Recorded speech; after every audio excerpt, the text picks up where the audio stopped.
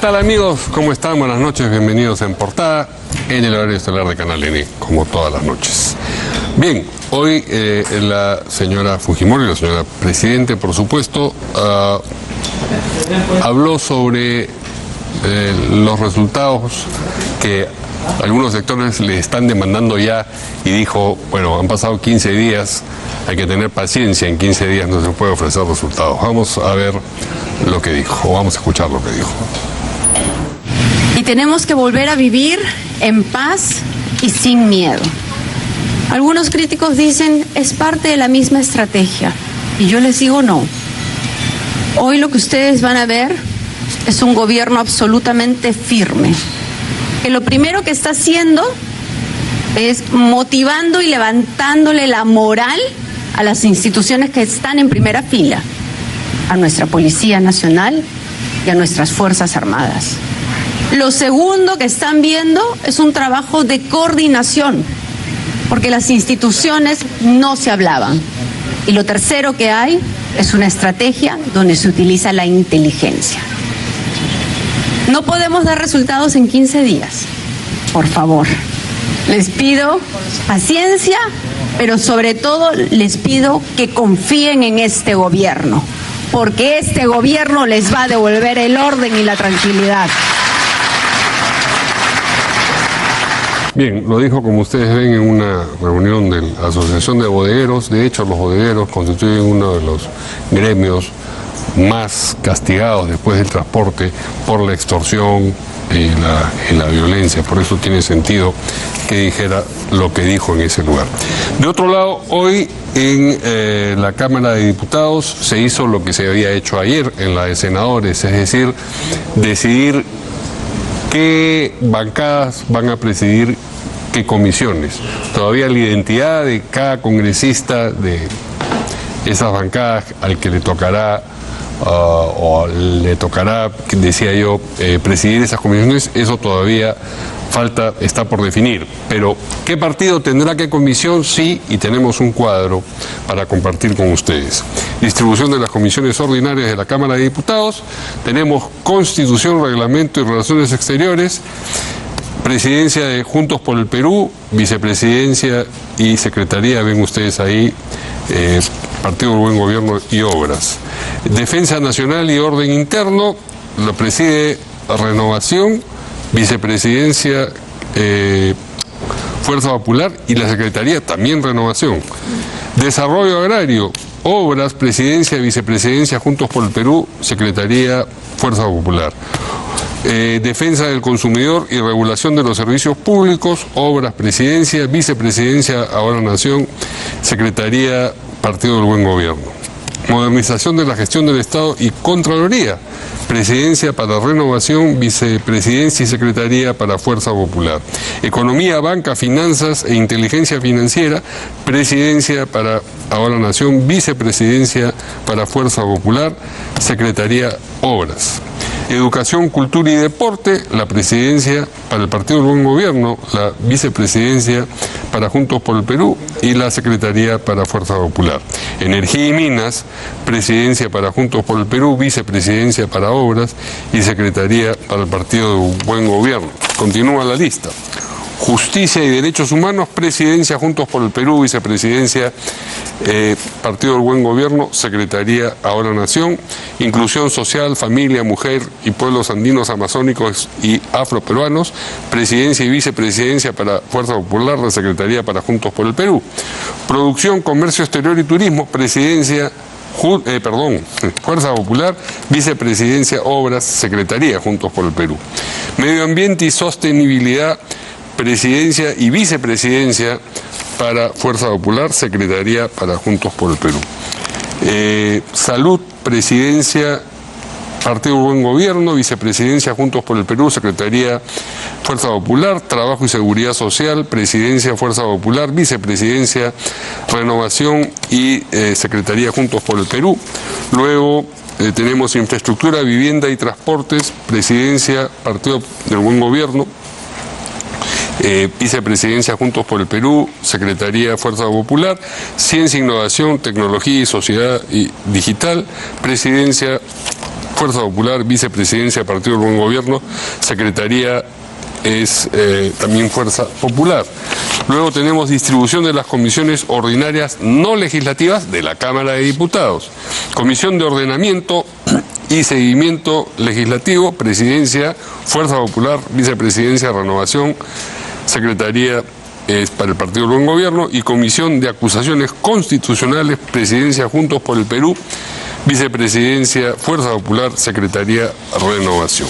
Bien, es importante tener en cuenta que lo que se trata es de que las presidencias de las comisiones reflejen la distribución de curules que hay en cada una de las cámaras, es decir, el partido o la bancada que más representantes tiene, evidentemente debe tener más presidencias, pero todo esto se decide en junta de portavoces y de acuerdo con determinados acuerdos, valga la redundancia. De eso vamos a comentar hoy, y también sobre lo que ha ocurrido en senadores, donde no necesariamente se han mostrado singularmente los miembros de la bancada de Juntos por el Perú satisfechos con lo decidido en la Junta de Portavoces. Pero vamos a ir a una pausa y volvemos.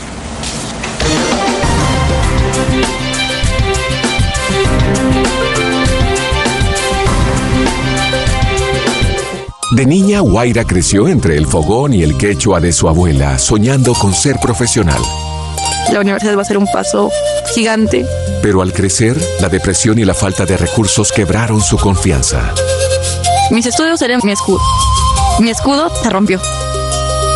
Aún así, siguió adelante. En ese camino, la beca pregrado de las Bambas le dio el respaldo para continuar. La beca llegó en un momento crítico para mí. Hoy estudia Ingeniería Geológica y como ella, más de 400 jóvenes acceden al programa de becas de las Bambas, que financia íntegramente sus estudios y manutención, junto con acompañamiento académico para llegar más lejos. Confía en ti, lánzate con miedo, pero avanza. En las Bambas, hacemos minería para el progreso.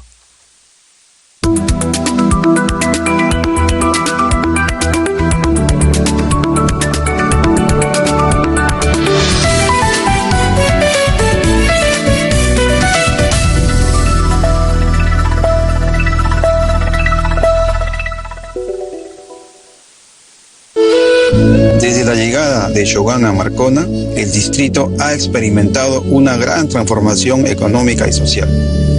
Hoy tiene más de 20.000 habitantes y cuenta con mejores condiciones de infraestructura y servicios.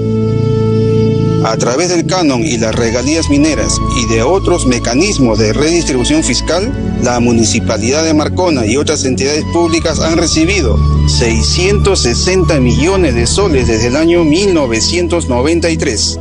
Además, Shogun ha donado a la Municipalidad de Marcona camiones cisterna, recolectores de residuos sólidos y otros equipos. Una de nuestras principales misiones es mejorar la calidad de vida de la población. Shogun Hierro Perú, 34 años trabajando para todos los peruanos.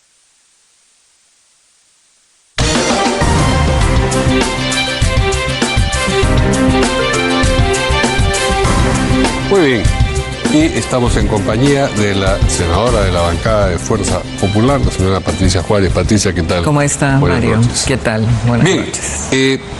entiendo que en el Senado mismo la decisión se toma como en diputados en la Junta de Portavoces a propósito de quién va a presidir, quién va a ser, o sea, qué bancada va a tener la vicepresidencia y la secretaría de cada una de las comisiones, que en el caso del Senado no son tantas. Pero al mismo tiempo entiendo que Juntos por el Perú se ha mostrado en desacuerdo con lo decidido. Bueno, previo a la presentación del cuadro en portavoces el día de ayer, se han dado diversas conversaciones entre varios grupos políticos. Sí. Y bueno, al parecer, no sé por qué razón, Juntos por el Perú solo tuvo una reunión en algún momento, en donde inclusive participé yo. Expresaron de manera como muy general las cosas que ellos querían y luego nunca más volvieron a participar en ninguna reunión. Entonces parecía que había un ánimo de no participar en ningún tipo de de solución, ¿no?, a este tema. Entonces, cuando se ha presentado el cuadro en donde cada grupo político expresaba su voluntad de participar en una comisión, Sí. Juntos por el Perú no expresó su opinión, pero en realidad no es porque no hayan sido convocados, pero es porque sí hemos tenido una reunión. Y una vez que se tomó la decisión, expresó una opinión en Claro, contra. en Junta de Portavoces lo que pidieron fue un cuarto intermedio. Entonces lo que dijimos fue... Usted está en Junta de Portavoces. Claro, yo soy portavoz del Senado de Fuerza Popular. Lo que les expresamos fue, si tienen algún desacuerdo, más que... Ahora. Claro, exprésenlo ahora. Y bueno, ninguno de los voceros expresó Había varios absolutamente voceros nada. ahí. Son dos voceros. El señor José Mercedes Castillo es el vocero titular, y luego hay un suplente, ¿no?, un accesitario. Ellos estuvieron los dos presentes, pedían un cuarto intermedio, pero dentro de la práctica parlamentaria también el cuarto intermedio tiene que argumentarse, ¿no?, por tal razón, no estoy de acuerdo, quisiera cambiar acá, y bueno, y eso se contempla, el presidente perfectamente lo podía hacer. Y en aras de que no se piense que no se les quería escuchar, entonces mi intervención fue, si tienen algún desacuerdo pueden expresarlo en la mesa. Sí, claro. Y no pasó nada, absolutamente nada, se No dijeron quedaron nada, callados, ni sí, sí ni no, absolutamente nada. Mm. Entonces ahí se procedió ya a la votación. Ok, veo que la votación ha sido 40 votos a favor de esa conformación. Sí, 13 en el en pleno contra de hoy día, ¿no? Porque ayer fue portavoces y hoy día en el pleno ha sido eso. Y 4 abstenciones. Así es. De esos 40 votos, yo me imagino que ahí están los 30 que suma Fuerza Popular más Renovación Popular. Sí, claro que sí. ¿Y de dónde salen los otros 10? Porque los otros, las otras bancadas Sí. están de acuerdo con la conformación de esta comisión. Ya, pero son este- solamente 10 votos más. Pregunto de qué bancadas son. Ah, bueno, han salido de obras, de buen gobierno, por de... puchitos claro, de distintas sí, bancadas. sí, sí. No es que una bancada, toda ella, de No, las no, otras, no. se ha manifestado a favor. Buen gobierno, obras, y Algo quien de votó Ahora en Nación. abstención fue Ahora Nación, ¿no? Porque hay 4 votos en En abstención. abstención, sí. ese es Ahora Nación. Los Sí. 13 en contra son los de... JP, ¿no? Juntos por el Perú. Ah, y entonces todos los otros votos, o sea, las bancadas de Partido del Buen Gobierno y Obras sí votaron a favor. Sí, votaron a favor a favor del cuadro que se presentó, ¿no? Ya, y me imagino que hubo algunas ausencias, porque esto suma 57 votos. Sí, han habido 3 congresistas que pidieron licencia. ¿De qué bancada sabemos, no? Me parece, bueno, han habido algunos que han pedido licencia con anterioridad porque tenían algunas actividades fuera de Lima, ¿no? Entiendo yo. 2 de Renovación y alguno más, pero no recuerdo. Entonces no han sido los 30 votos de Renovación y de... Bueno. Por eso, es que es importante ver cómo se comporta la 28. votación en el Senado. Son como experiencias de ensayo de lo que va a ocurrir Sí, en otras Sí. materias. Sí, Entonces,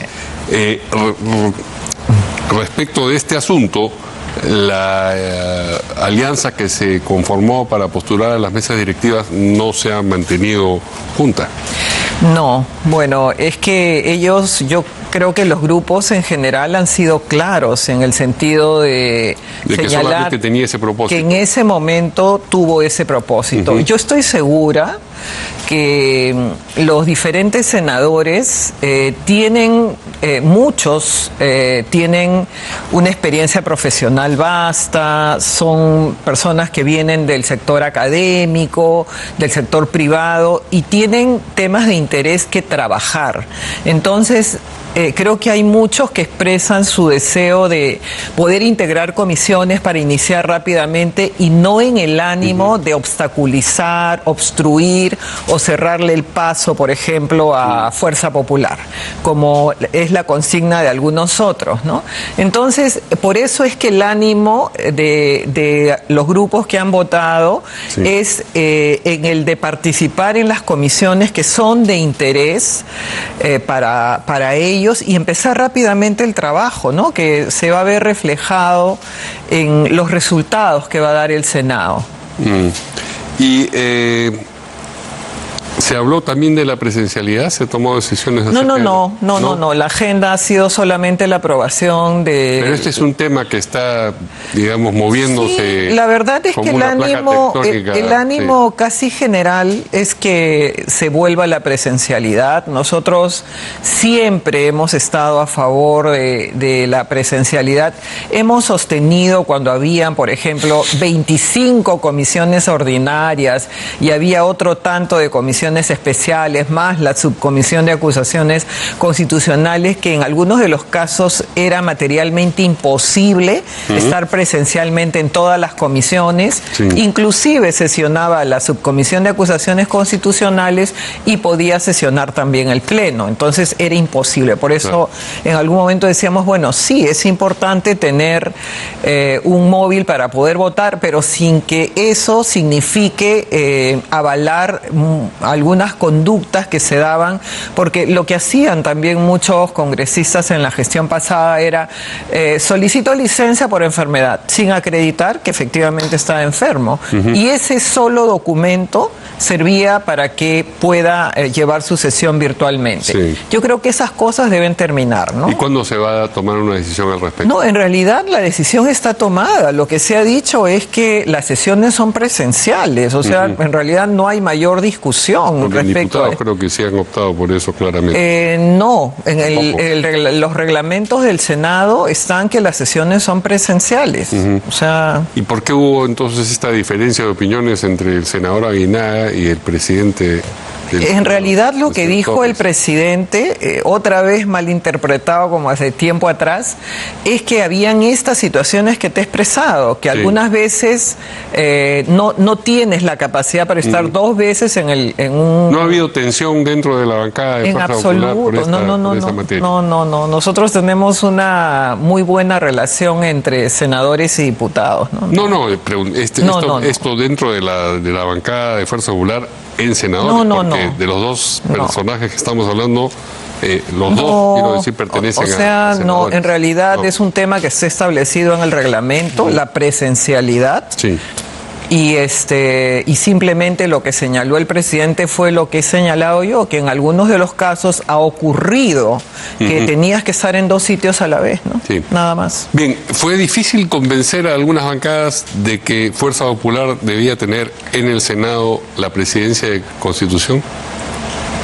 Creo que no. O sea, creo que se ha considerado que nosotros durante estos 5 años hemos hecho un trabajo que ha sido responsable, un trabajo que nos ha llevado al retorno a la bicameralidad, que realmente hemos aprobado una serie de normas importantes, interesantes desde el inicio en el año 2021, cuando nos tocó ese realmente enfrentamiento ante quienes pretendían arremeter contra el Congreso y cerrar. Planteamos los temas de las precisiones de la cuestión de confianza y bueno, una serie de normas que creo que fueron fundamentales. ¿Fue fácil negociar, por ejemplo, con el Partido del Buen Gobierno para obtener eso, que Fuerza Popular ocupase la presidencia de la Constitución? La verdad es que, digamos, no es que haya sido sencillo, hemos tenido que dar las explicaciones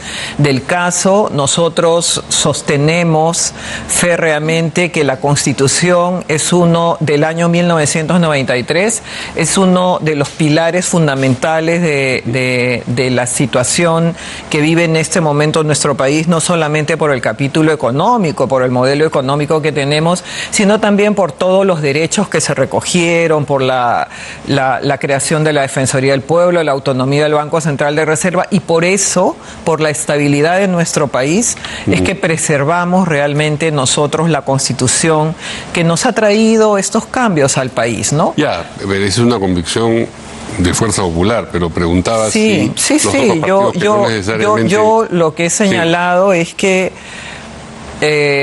nosotros hemos explicado esto a los otros partidos del por qué la razón, del por qué la razón de nuestra persistencia en tener constitución en el Senado, ¿no? Ahora, ¿de qué se encarga la Comisión de Constitución del Senado a diferencia de la de diputados? ¿Ve las cosas que se aprueban en la Comisión de Constitución de Diputados antes de que llegue al Pleno de Diputados?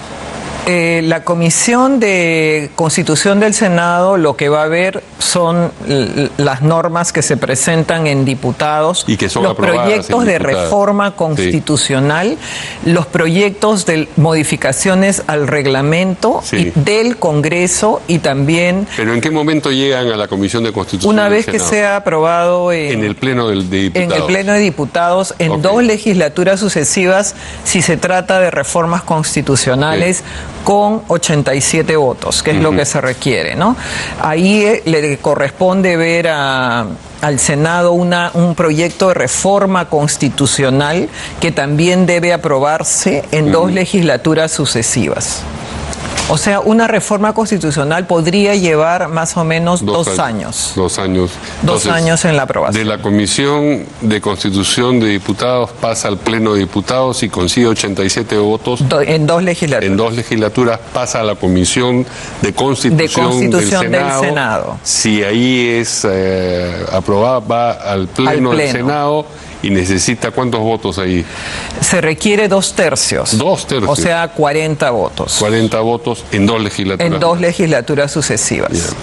Bueno, pero y mientras tanto, ¿qué va a hacer la Comisión de Constitución del Senado? Porque No, de bueno, aquí a que nosotros, lleguen las- nosotros también vemos, es Comisión de Constitución y de Reglamento y Relaciones Exteriores. Ah, Los ok. proyectos de modificación del reglamento del Senado los ve directamente la Comisión de Constitución del Senado. Ya están presentando algunos congresistas proyectos de resoluciones legislativas que modifican el reglamento del Senado, porque algunos consideran, por ejemplo, que deberíamos de aumentar el número de comisiones. Hay muchos que piensan, o algunos, no muchos, que piensan que tal vez debimos de tener no 7 comisiones ordinarias, sino 10. Entonces hay algunos que están ya presentando o trabajando sus proyectos de resolución eso lo ve legislativa. primero la comisión. Directamente la Comisión de Constitución del Senado. ¿Se sabe ya quiénes van a presidir esas comisiones? No qué partido, sino la identidad de los congresistas. No, eso se va a ver en el momento en el que se instalen, y las instalaciones son, ya hay un cronograma de instalaciones de las comisiones del Senado entre jueves y viernes. ¿De esta semana? Sí, O sea, mañana y pasado. mañana y pasado. Sí, se instalan ya las comisiones, quedan formalmente instaladas y ya para trabajar, ¿no? Porque, por ejemplo, a propósito de la Comisión de Constitución, se decía que ya se tenía identidad. Sí. Nosotros ya hemos elegido a quien ha sido el presidente del Tribunal Constitucional, que es el doctor Carlos Messía, ¿no? ¿Para ética? Para la presidencia de la Comisión de Constitución. De Constitución, no, ya. Yo preguntaba por ética. Ah, no lo sé. No lo sabe. Ética está en Juntos por el Perú. Y ellos definen por sí, ante sí, a quién envían. Exactamente.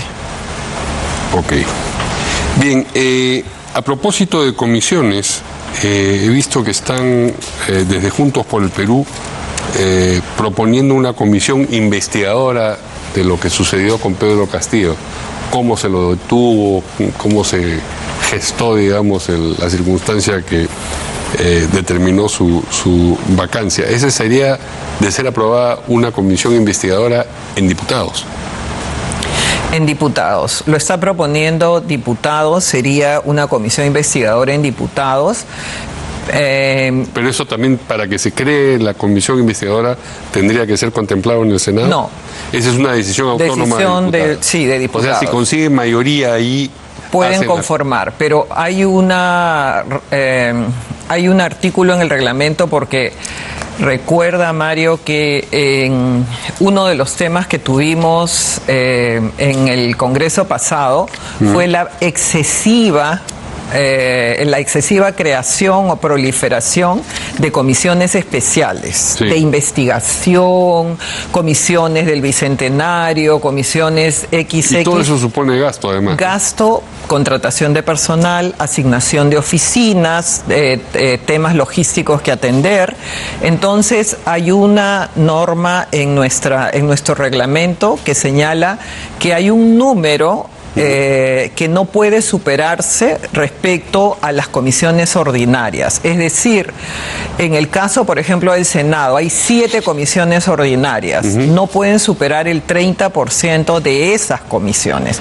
Entonces no podrían tener, no sé si 3 o 2, no sé, 2 comisiones especiales, ¿no? Sí. O sea, y en el caso de diputados es lo mismo. Pero yo estoy viendo ya, y además se tramitan como una moción, tienen que tener también el respaldo con un documento de las bancadas para su creación, porque recordemos que en el Congreso pasado eran 25 comisiones ordinarias y habían 27 comisiones especiales, si no 30, porque cada vez se creaban más y más y más. Esto tiene que terminar y por eso es que en estos proyectos de reglamento que presentamos en la gestión pasada realmente contemplamos este tema, ¿no? Que nos llevaría nuevamente a la proliferación de más comisiones. Creo que lo que se puede hacer, porque hay mucho interés en muchos grupos, lo he visto, es dentro de las comisiones que tienen la especialidad del tema que quieren conformar, crear un subgrupo de trabajo. ¿Y eso no supone también contratar gente? No, pero es que la condición es un subgrupo de trabajo con su personal del despacho y o con personal del servicio parlamentario que ya esté contratado o que esté Pero no o que supone, sea entonces, estable. contratación de más personal, otras oficinas, todo No, eso que usted y mencionaba. tampoco, y que la sede de ese subgrupo de trabajo sea dentro de las oficinas del congresista que lo preside. O sea, eso sería, digamos, en términos ideales lo que debería de ocurrir y no estar en ese momento en la conformación de comisiones sin ningún tipo de límite. ¿Usted en particular en qué comisiones va a estar? Yo estoy en Constitución, soy titular de la Comisión de Constitución y como vocera de mi grupo soy accesitaria en todas las comisiones ordinarias y las ordinarias no legislativas, en todas. Ok. O sea, si falta alguien, yo siempre tengo que estar ahí. Pero, digamos, es oficialmente... Constitución como titular. Titularidad solamente Constitución titular. Y la Junta de Portavoces. Bueno, portavoces, claro. Todo, ¿no? Pero eso es muy importante. porque No, entiendo claro, es que la agenda se define. Sí, Junta de en Portavoces. realidad el portavoz es el que tiene que estar casi todos los días en el Congreso, todos los días a toda hora, porque siempre los senadores necesitan algún tipo de coordinación, hay que... digamos, ayudar mucho también en las tareas que tienen los senadores, hay que estar presentes en portavoces, bueno, hay muchas tareas de coordinación a todo nivel. Hay también comisión permanente, me imagino. No hay comisión permanente, no, pues. ¿Y qué pasa porque cuando hay vacaciones y...? en el interregno parlamentario, el Senado no se disuelve. Entonces el Senado sigue legislando y hace las veces de comisión permanente, ¿no? Ok. Bien, finalmente una cosa que no tiene que ver con el Congreso. La señora Fujimori ha dicho que va a viajar al sur, que va a visitar al sur, que, como todos sabemos, es la región, digamos, donde el respaldo no la acompaña abrumadoramente. ¿Cuándo va a ocurrir eso y a qué lugares va a ir? Bueno, yo no lo sé exactamente, nosotros estamos en la tarea legislativa, yo entiendo que irá a las regiones, creo que a todas, o sea, el Perú... Pero progresivamente, no sabe si, por ejemplo, primero va a ir a No tengo Puno, idea, pero me encantaría, por ejemplo, que vaya a Tacna, porque yo he estado durante mucho tiempo en la región Tacna, durante todo este tiempo de la segunda vuelta, y sé que hay la espera realmente, hay gente que sigue a Fuerza Popular, a Keiko Fujimori, y yo creo que va a tener una muy buena receptividad allá. Entonces me encantaría que una de sus primeras visitas sea a Tacna, porque es más, ahora el 28 de agosto es el aniversario de la reincorporación de Tacna, ¿no?, al Perú. Entonces es un espacio histórico muy, muy querido, muy muy valorado en el sur, entonces sería una buena ocasión, ¿no? No lo sé, pero espero que la presidenta esté visitando estas regiones. Muy bien, muchas gracias a la senadora de Fuerza Popular, Patricia Juárez, y Gracias. suerte con la responsabilidad que tiene por delante. Gracias, Vamos a ir a una pausa y volvemos.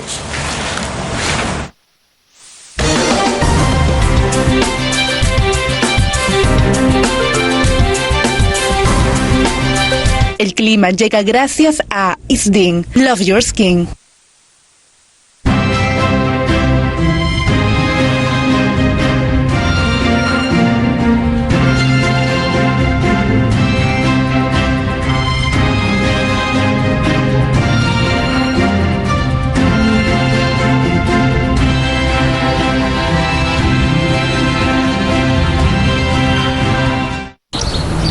Hola. Me comunico de Verisur. Tiene la alarma activada y hay un intruso en la casa. ¿Accionamos Cerovisión? Sí, por favor. Listo. El robo ha sido evitado. Protege tu hogar con la alarma Cero Visión, elegido producto del año por consumidores peruanos. Llama al 0800-17979.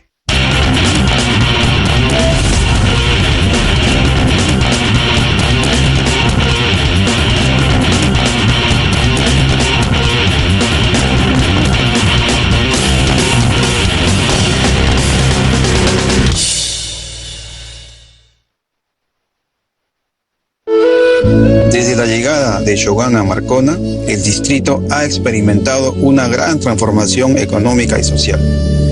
Hoy tiene más de 20.000 habitantes y cuenta con mejores condiciones de infraestructura y servicios. A través del canon y las regalías mineras y de otros mecanismos de redistribución fiscal, la Municipalidad de Marcona y otras entidades públicas han recibido 660 millones de soles desde el año 1993. Además, Shogun ha donado a la Municipalidad de Marcona camiones cisterna, recolectores de residuos sólidos y otros equipos. Una de nuestras principales misiones es mejorar la calidad de vida de la población. Shogun Hierro Perú, 34 años trabajando para todos los peruanos.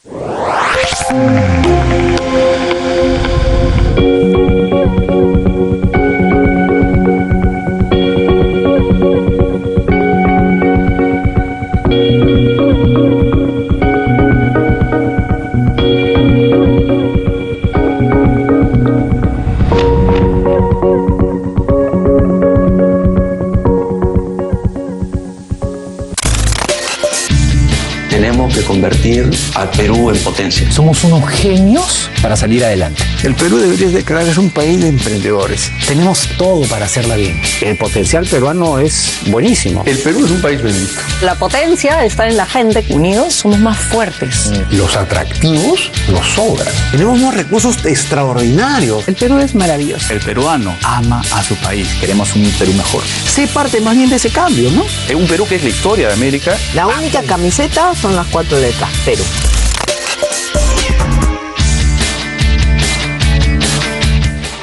Gracias a Grupo DC.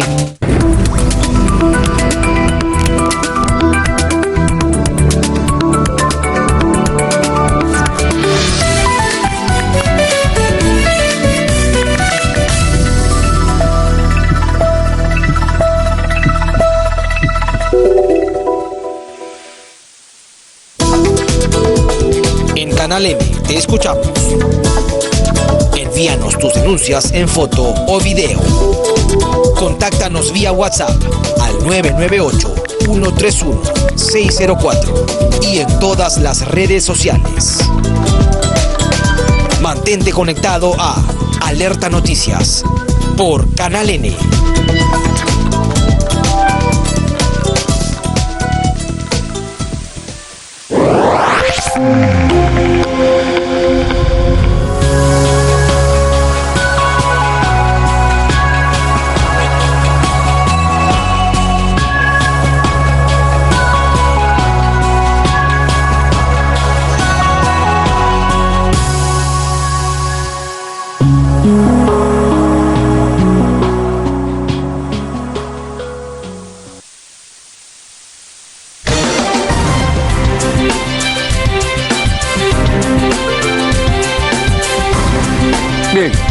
Estamos ahora en compañía del ex congresista y además neurobiólogo, el señor Edward Málaga. Edward, ¿qué tal? Mario, buenas noches, gracias por el espacio. Buenas noches. Y lo hemos invitado, entre otras razones, porque en estos últimos días se lo estaba voceando, digamos, a título de rumores, como probable responsable de salud.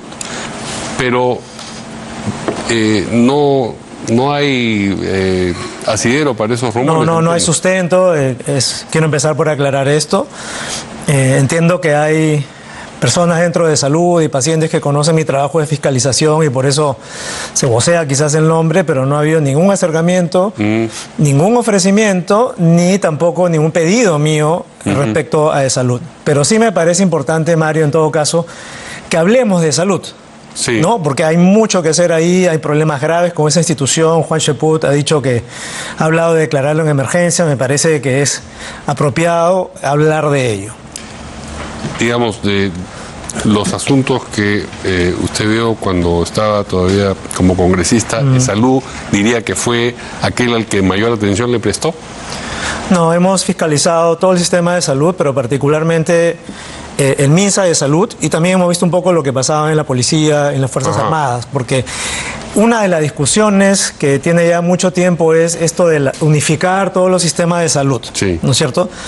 Y los problemas que uno ve en el MINSA y en el salud son parecidos. Entonces me parece importante, quizás como comentario constructivo al nuevo gobierno, que lo que está haciendo el ministro Dyer, que es un poco poner orden, ¿no es cierto?, reorganizar, modernizar, eliminar toda la ineficiencia, es algo que se podría hacer en paralelo en el salud con el Ministerio de Trabajo. Quizás deberían trabajar juntos los dos ministros y hacer esto de una sola vez y no uno tras otro. Bien, a propósito, usted está ya sin partido hace tiempo, ¿no? Sí, hace mucho tiempo. No militó en el Partido Morado, sino fue invitado. Así es. Y después sí se inscribió en Avanza País. Pero pasó como un cometa por ahí. Un conato, efectivamente, por el tema... como un cometa, digo, no como un conato. También como un cometa. Surcó el espacio. Y bueno, no se concretaron las perspectivas electorales y nada, ya está. Eso fue. Y, sin embargo, todavía tiene intenciones de participar de la política contingente, porque todos somos políticos, eso ya lo sabemos, pero... Mira, yo creo que un aprendizaje como ese de 5 años, en donde he tenido una voz y he tenido un conocimiento de ciertos temas, es algo que no se puede desdeñar y es algo que hay que seguir poniendo al servicio del país y de la ciudadanía. Siempre estaré a disposición para lo que se me necesite. Mi rubro básico es la actividad académica, ahora es la ciencia y la política. Yo creo que siempre va a ser pertinente, lo fue durante la pandemia, lo será ahora cuando venga el niño, ¿no es cierto? Y tengamos problemas en los sectores productivos, agrario, acuícola, en salud, más allá de todo el tema de infraestructura. Entonces creo que un poco el conocimiento y la experiencia que yo tengo deberían servir de algo en lo que viene en estos próximos 5 años. ¿Está ejerciendo usted su profesión de neurobiólogo? Voy a retornar a ello. ¿No ha retornado todavía? No, todavía no. ¿Solamente está en labores académicas y se está dictando en alguna universidad? No, o sea, de momento hay como una pausa luego del Congreso. También hay que volver con los nuevos congresistas a presentarles los proyectos de ley que se han quedado truncos para ver si los podemos sacar adelante, como el tema de la biotecnología en agricultura, de la adicción digital en menores, en niños y adolescentes. Son temas importantes que no quisiera que se pierdan porque simplemente terminó mi periodo. Y también... ¿Tiene relación con alguna bancada en particular? No, en particular no. ¿Con algún congresista, senador? Bueno, evidentemente quienes he conocido y han salido reelectos son los candidatos iniciales, ideales, con quienes conversar porque ya los conozco. Y también hay temas, por supuesto, de ciudadanos, vecinos, pacientes, los damnificados del derrame de Repsol, gente a la que yo he atendido por 4 años, por lo menos, y ahora no tienen a quién recurrir. Es importante trasladar eso. Entonces, eso también toma un cierto tiempo y eso me estoy dedicando estas semanas. Ok, vayamos entonces al tema salud. De salud, no solamente de salud, sino de salud en general. Ha sido designado el señor Luis Quiroz como jefe del gabinete del despacho del MINSA. ¿Tiene usted noticias sobre la identidad y las capacidades? Sí, lo conozco, me parece que es un médico solvente, tiene el respaldo del Colegio Médico del Perú. y lo he conocido también en mi calidad de congresista, y yo creo que es positivo que el ministro Dyer acoja profesionales de salud, porque si una crítica se ha hecho, y yo suscribo esa crítica, es que está bien la gestión, está bien el ordenamiento, eso no hay nada que objetar, pero tienes que tener una visión de cuál es el panorama de la salud en el Perú, cuáles son los hitos y objetivos que quieres lograr al cabo de 5, 10, 20 años, qué vas a hacer. Un ministro de salud tiene que poder contestarte qué vas a hacer con la salud mental, qué vas a hacer con las enfermedades infecciosas, qué vas a hacer con el dengue más allá de vacunar, de comprar 15 millones de vacunas, ¿no? Qué vas a hacer con las enfermedades crónicas. Tienes que tener un plan. ¿A dónde vas a distribuir tus recursos y qué prioridades vas a sentar? ¿Y cómo vas a reaccionar, por ejemplo, ante un mega niño que nos va a traer mega cambios climáticos y nos va a traer mega cambios también en la distribución de patógenos? Eso no es solamente un problema de gestión, tienes que poder prever. Entonces, para poder prever necesitas investigación. ¿Qué se ha hecho con respecto a las capacidades de investigación del Instituto Nacional de Salud? ¿Qué estamos haciendo o qué piensa hacer el ministro con respecto a DIGEMIT? Se hablaba mucho tiempo de reformar DIGEMIT, hacer una nueva agencia de medicamentos. O sea, hay temas que son muy técnicos y que requieren una respuesta, y yo creo que en la medida que el ministro se rodee de profesionales como este señor y otros, faltan muchos aspectos todavía que no está cubriendo, él va a poder quizás tener una cierta seguridad sobre las decisiones que va a tomar. Pero ojo, hay un riesgo. Las decisiones las toma el ministro, basado en lo que le dice el asesor. Si el asesor se equivoca, la responsabilidad sigue siendo del ministro. Ah, bueno. Entonces, yo creo que hay un riesgo en todo ello. Yo le deseo lo mejor. Creo que vale la pena probar lo que está haciendo. Creo que lo mismo hay que hacer en salud. Pero creo que no hay que perder de fondo que la salud es un tema mucho más amplio y que tiene que ser abordado con esa perspectiva de futuro. Mucho más amplio que, digamos, las tareas de fiscalización y inspecciones que está encabezando ahora el ministro. Sí, porque es un nivel básico de hablar de la logística, la compra de medicamentos, las planillas, el presupuesto, el ahorro, la eficiencia, pero eso es pertinente a todos los sectores, Mario. Tú vas a agricultura, cultura, transportes, al MEF, y todos tienen el mismo problema del papel, de la burocracia, de los trámites. Entonces, yo creo que si vamos a tratar de abordar esos temas, abordémoslos de una vez como una reforma del Estado. Pero ¿qué vamos a hacer en salud? Como salud, ¿no? Yo creo que ahí falta un abordaje un poco más temático. Y tampoco en el plan de gobierno de Fuerza Popular tiene la impresión de que había una perspectiva de qué cosa es lo que así es, y recuerda se quería llegar. Sí, recuerda que en el debate presidencial no se habló de salud. No fue un tema, se le extrañó, ¿te acuerdas? Hubo un CAE de salud en el que intervine yo también como candidato. Y recuerdo que Fuerza Popular también tuvo algunas propuestas, pero no se traslada pues a lo que estamos viendo ahora. Se hablaba de, por ejemplo, la interoperabilidad, la historia clínica digital interoperable, la relación entre los gobiernos regionales y locales y los otros centros de atención. Se hablaba del primer nivel de atención, temas que ya tienen mucho tiempo, pero no estamos viendo una decisión concreta. ¿Cómo vamos a integrar un sistema de salud unificado? ¿Cómo vamos a hacer eso? O sea, el MINSA ya debería estar, digamos, un poco en perspectiva de cómo vamos a trabajar de la mano con salud, ¿no? El ministro Cheput ha hablado, me parece acertadamente, sobre la necesidad de reformar de pronto salud, pero salud no requiere una reforma simple. Yo creo que tendríamos que hablar de un cambio de modelo de gestión a alianza público-privada. Tendríamos que sincerar el tema de planillas, que pasa por un proceso de negociación con sindicatos que son muy duros en salud, y de poner efectivamente, como dice él, la institución al servicio de los pacientes, ¿no? Finalmente no es que tengamos que... De eso se trata. De eso se trata. Eso también, y eso es lo que no ha sido de salud todo este tiempo. En todas las reparticiones públicas ese tendría que ser. A propósito de salud, quien ocupa la presidencia ahora de manera interina es la señora Hilda Sandoval Cornejo. ¿La conoce?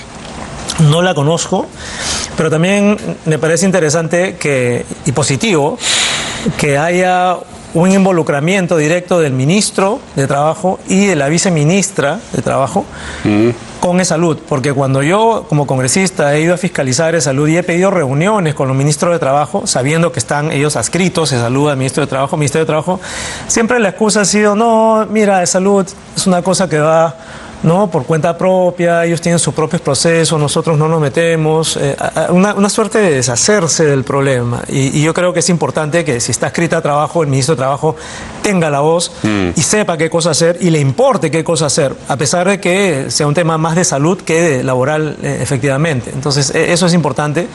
Pero creo que a la larga, Mario, yo creo que a la larga tendríamos que pensar en nuevos modelos de gobernanza y si hablamos de despolitizar esa salud, que ha sido el gran problema de las cuotas de partidarias, etcétera, la mejor manera de despolitizarlo es, creo yo, desvincularlo un tanto del Ministerio de Trabajo. Salud es un asunto que en los gobiernos regionales o a los gobiernos regionales se les encargó en cada caso. Así es. Primero, ¿qué tan bien o mal ha funcionado eso? O sea, la regionalización en ese aspecto. La regionalización no ha funcionado bien porque, en primer lugar, es tierra de nadie. A veces las competencias no son claras. Algo tiene que hacer el MINSA o el gobierno regional. Ponte, la compra de una ambulancia para una zona rural, en una comunidad rural, es siempre... No hay ninguna región donde haya habido, digamos, una experiencia importante, positiva, sí, eficiente, digamos, no la hay. Entonces, eso no funciona. Y el otro problema es la falta de capacidades en regiones, que es un tema nuevamente que tiene que ver con todo el manejo del Estado. Ya que estamos en ello, mira, yo llevo cerca de 4 años procurando que se atienda la necesidad de una ambulancia rural en un distrito que se llama Rondocan, en el Cusco. Todos los ministros pasados han estado detrás de las compras y ahora entiendo que hay 172 ambulancias que finalmente se compraron a Corea del Sur y se han quedado varadas en el estrecho de Hormuz debido a, ¿no es cierto? Sí, a la guerra. A la guerra. Y de pronto me entero que el ministro Dyer encuentra ambulancias empolvadas. Entonces, ¿de qué estamos hablando? Las estaban comprando porque no habían, estos pobres ciudadanos. Era un buen negocio para él. Les da un infarto y no llegan a la ciudad de Cusco, ¿me entiendes? Sí.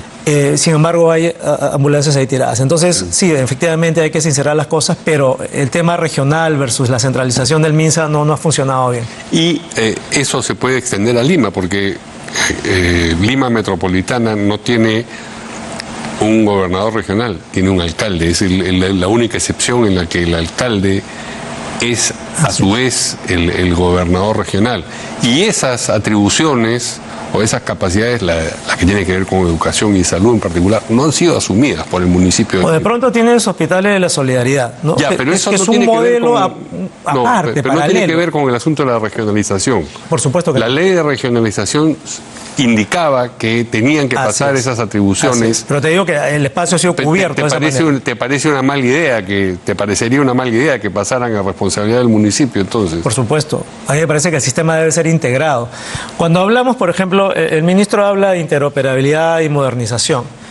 ¿Qué significa esto? Yo creo que hay que darle al público una perspectiva más amplia. Eso significa que tu historia clínica, tus tomografías, tus exámenes, tus resultados, todo lo que tú hayas obtenido en una clínica, en un laboratorio, en un hospital, en una posta, tendrían que estar todos en línea y conectados, privado y público.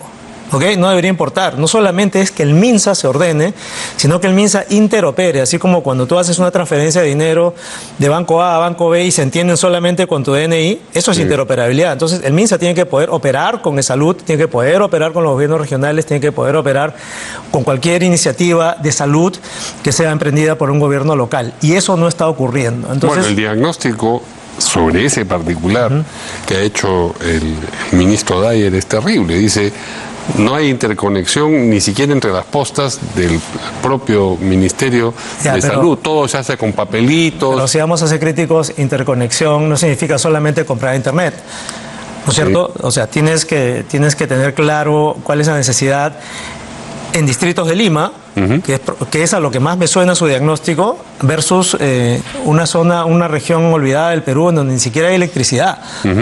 Entonces creo que... No, ha hablado también de las postas que no tienen ni agua ni desagüe. Así es. Entonces es mucho más complejo que eso, ¿no? Yo creo que no se debe reducir a creer que basta con comprar computadoras y un software que se nos diga en todo caso. Insisto, hay que apoyar al ministro, pero hay que exigirle, ¿ok? Sí, claro.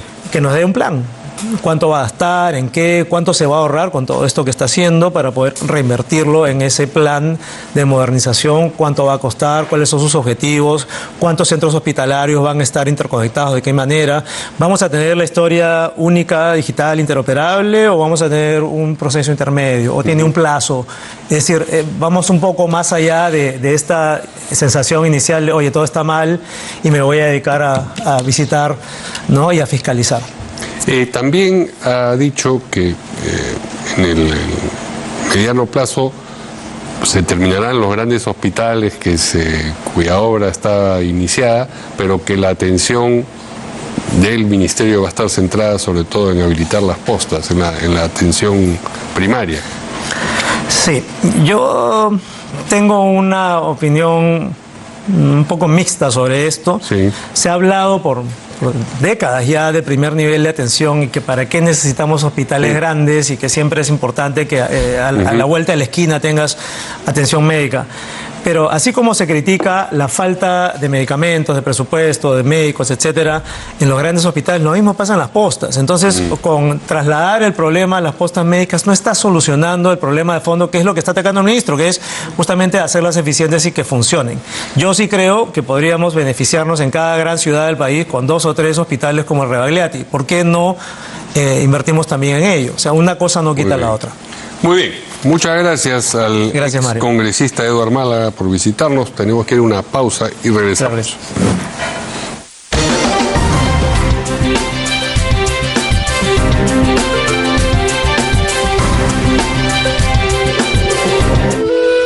Desde la llegada de Shogun a Marcona, el distrito ha experimentado una gran transformación económica y social. Hoy tiene más de 20.000 habitantes y cuenta con mejores condiciones de infraestructura y servicios.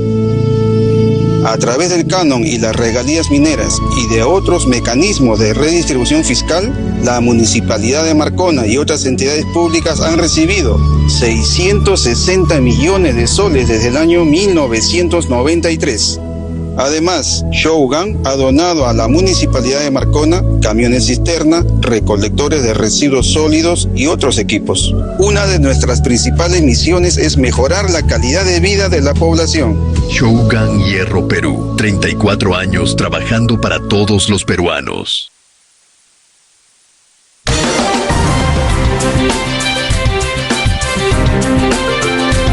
Bien, seguramente ustedes conocen que el Colegio de Abogados de Lima, bajo la presidencia de la señora Espinosa, estaba promoviendo en su Consejo de Ética del Colegio de Abogados de Lima, suspender por 6 meses a 5 consejeros de la Junta Nacional de Justicia por determinadas decisiones, sobre todo relacionadas con lo que ocurrió con la reposición de la señora Patricia Benavides como fiscal de la Nación. Es decir, querían desde el Colegio de Abogados sancionarlos en tanto integrantes de la Junta Nacional de Justicia, lo que, bueno,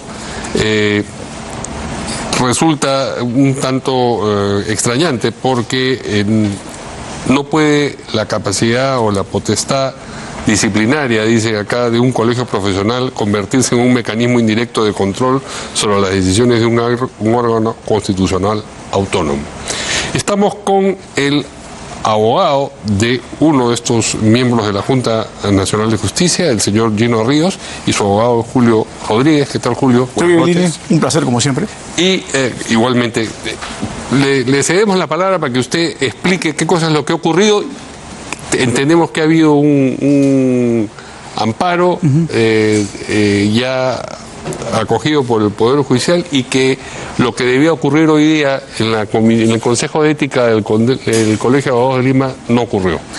No, y además yo creo personalmente que el amparo es como decir pues un remedio sobre el remedio que la realidad ya tenía para mí desde una perspectiva puramente legalista, ¿no? Generado la imposibilidad absoluta que una comisión de ética se arrogue competencias respecto a un órgano constitucional y a sus miembros en calidad de aforados. Entonces, esto es kafkiano, señor Ghibellini. Es decir, la Junta de Ética del Colegio de Abogados por encima de la Constitución, pretendiendo sancionar disciplinariamente a los miembros de la Junta Nacional de Justicia. Que además varios de ellos habían ya renunciado al Colegio de Y Abogados. el caso del señor Ríos es mucho más dramático, porque él renunció en marzo de este año.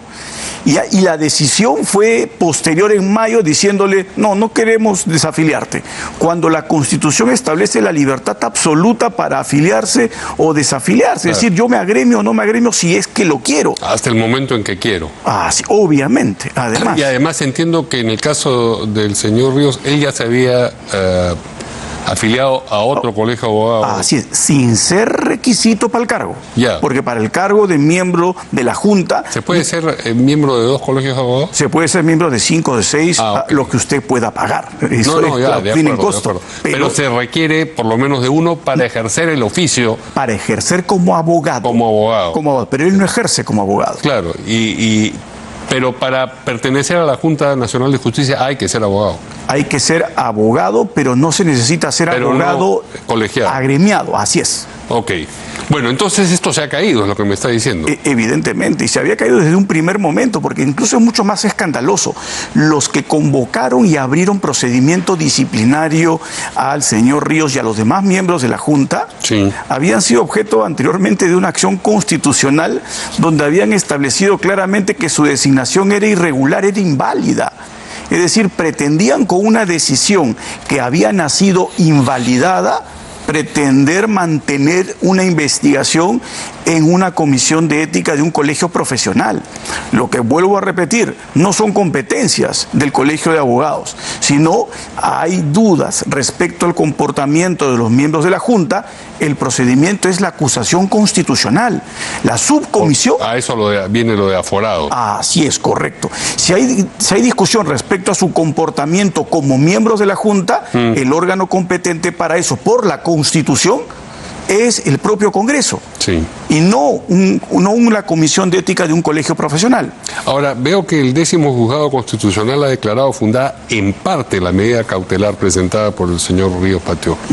¿Qué parte es la que no ha acogido? La parte más importante es la que nos interesa en el caso materia de discusión. Lo que primero que le ha dicho es, ustedes no pueden mantener al señor Ríos, ¿no?, en condición de investigado por el momento, debido a que hay una contingencia bien clara. Dadas las recargas propias del sistema de justicia, la decisión final de este órgano constitucional recién se emitiría el próximo año.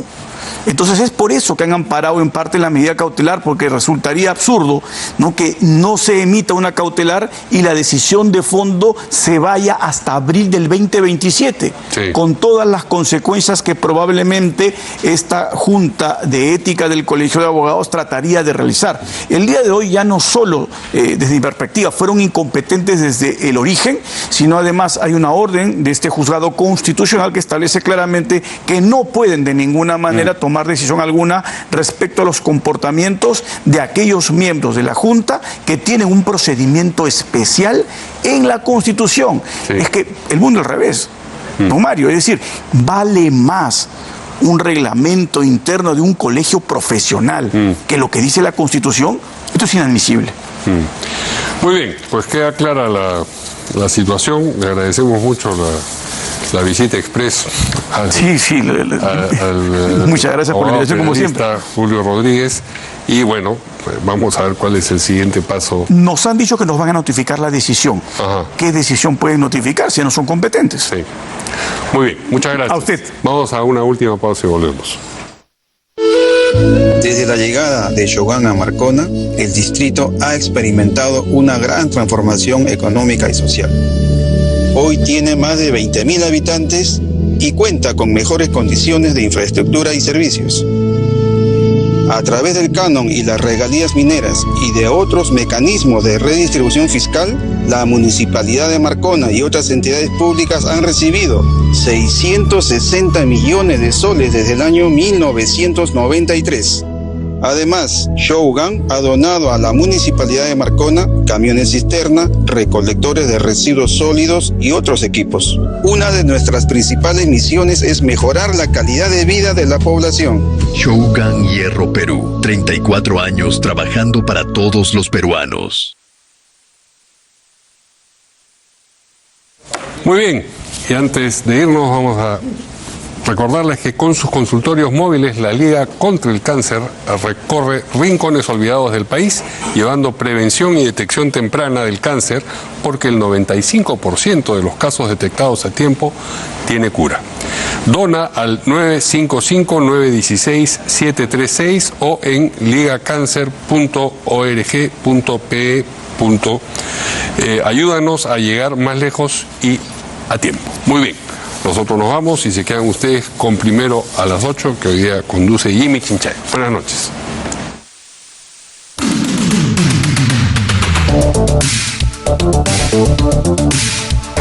Siete y 59 de la noche. Hola, ¿qué tal? ¿Cómo están? Esto es Primero a las 8. Mi nombre es Jimmy Chinchay. Un abrazo, Angélica. Vamos con los titulares. Presidenta Keiko Fujimori pidió confianza en su gobierno al referirse a las acciones frente a la inseguridad. Además, demandó paciencia y señaló que no se puede tener resultados en 15 días. Juntos por el Perú presidirá 4 comisiones en la Cámara de Diputados, entre ellas Constitución y Acusaciones Constitucionales, mientras que Fuerza Popular liderará 6 comisiones. Los trenes Lima-Chosica vuelven a generar discrepancias. El ministro Rafael Rey y el exalcalde Rafael López Aliaga expresaron diferentes posiciones sobre la operación. 500.000 de viviendas podrían colapsar ante un sismo de magnitud 8. La informalidad en la construcción y los suelos desfavorables elevan la vulnerabilidad en la capital. El presidente de Colombia elevó a 265 los muertos por el terremoto de magnitud 7,4 que afectó el lunes. El gobierno decretó la emergencia económica y creó un fondo para financiar la reconstrucción. España vivió un histórico eclipse solar total. Miles de personas pudieron disfrutar del momento en el que la luna cubrió el sol, sumergiendo al país en una noche momentánea.